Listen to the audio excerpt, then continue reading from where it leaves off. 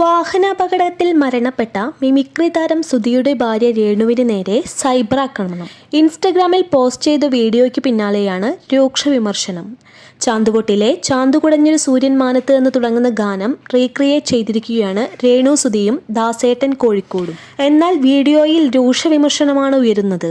സുധിയുടെ മരണം കൊണ്ട് ഉപകാരമുണ്ടായത് നിങ്ങൾക്കാണ് എന്നും കമന്റുകളിലൂടെ ചിലർ പറയുന്നു. ഒരു പെൺകുട്ടി അവളുടെ കുടുംബം നോക്കുവാൻ വേണ്ടി മുൻപോട്ട് ഇറങ്ങുമ്പോൾ ഇത്തരത്തിലുള്ള കമന്റുകൾ പറയാൻ നാണമില്ലേ എന്നും ചോദിക്കുന്നവരുണ്ട്. സുധിയുടെ മക്കൾ ഇതൊക്കെ കണ്ടാൽ എങ്ങനെ സഹിക്കും? സുധിച്ചേട്ടന്റെ ആത്മാവ് ഓർമ്മ എന്നൊക്കെ പറഞ്ഞ് രേണു നാടകം കളിക്കുന്നു. സുധി ജീവിച്ചിരുന്നെങ്കിൽ ഇങ്ങനെ ഉണ്ടാകില്ലായിരുന്നു എന്നിങ്ങനെയാണ് വീഡിയോയ്ക്കും വരുന്ന കമന്റുകൾ. അതേസമയം രേണു സുധി ആദ്യമായി അഭിനയിച്ച ഹ്രസ്വചിത്രം പ്രേക്ഷക ശ്രദ്ധ നേടി മുന്നേറുന്നു. യൂട്യൂബിൽ റിലീസായ മോഹം എന്ന ഹ്രസ്വചിത്രം ദിവസങ്ങൾക്കുള്ളിൽ തന്നെ 3.5 ലക്ഷത്തിലധികം കാഴ്ചക്കാരെ നേടി. തന്നെയും മരിച്ചുപോയ ഭർത്താവ് സുധിയെയും ചേർത്ത് പലരും കമന്റ് പറയാറുണ്ടെന്നും അന്തരിച്ച നടനും മിമിക്രി താരവുമായ കൊല്ലം സുധിയുടെ ഭാര്യ രേണു ഇപ്പോഴും വിവാദങ്ങളുണ്ടെന്നും ഇപ്പോൾ താൻ അതൊന്നും ശ്രദ്ധിക്കാറില്ലെന്നും രേണു ഒരു യൂട്യൂബ് ചാനൽ നൽകിയ അഭിമുഖത്തിൽ പറഞ്ഞു. ചേട്ടൻ ഉണ്ടായിരുന്നപ്പോൾ എന്നെയോ മക്കളെയോ ആർക്കും അറിയില്ലായിരുന്നു.